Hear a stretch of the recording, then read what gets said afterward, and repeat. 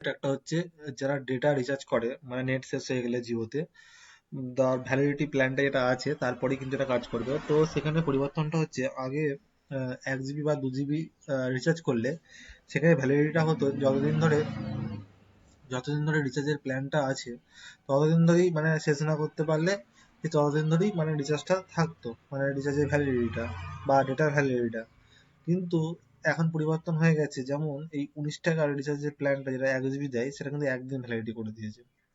আগেও কিন্তু এয়ারটেলের ভ্যালিডিটি কিন্তু একদিন ছিল, কিন্তু সেই পথেই কিন্তু জিও চলে গেল আবার।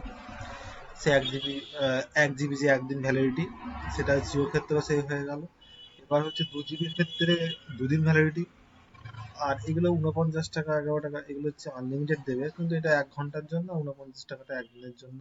কিন্তু ম্যাক্সিমাম একটা লিমিট অবশ্যই আছে, সেটা হচ্ছে 49 টাকা লিমিট হচ্ছে 25 জিবি দেবে।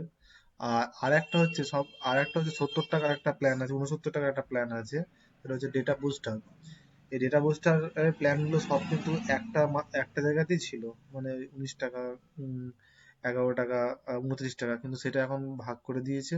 69 টাকার প্ল্যানটা শুধুমাত্র অ্যাক্টিভ প্ল্যানের সাথেই কাজ করবে। এখানে 6 জিবি ডেটা কিন্তু দেবে, তার ভ্যালিডিটি কিন্তু ওই যে প্ল্যানটা রিচার্জ করা থাকবে তার সাথেই কিন্তু যাবে যদি শেষ না করতে পারা যায়।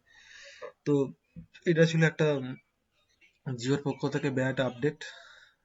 তো যারা প্রতিনিয়ত রিচার্জ করে নেট শেষ হয়ে গেলে আহ, তাদের জন্য খারাপ একটা আপডেট। আজকের ভিডিওটা এই পর্যন্তই ছিল। আজকে ছিল এই ছোট্ট একটা টপিক বা ছোট্ট একটা ইনফরমেশন। যদি ভিডিওটা ভালো লাগে লাইক করো আর চ্যানেলটা সাবস্ক্রাইব করে রাখতে পারো এই ধরনের কিছু আপডেট ভিডিও পেতে। ওকে বাই, দেখা হচ্ছে পরে একটি অন্য ভিডিওতে।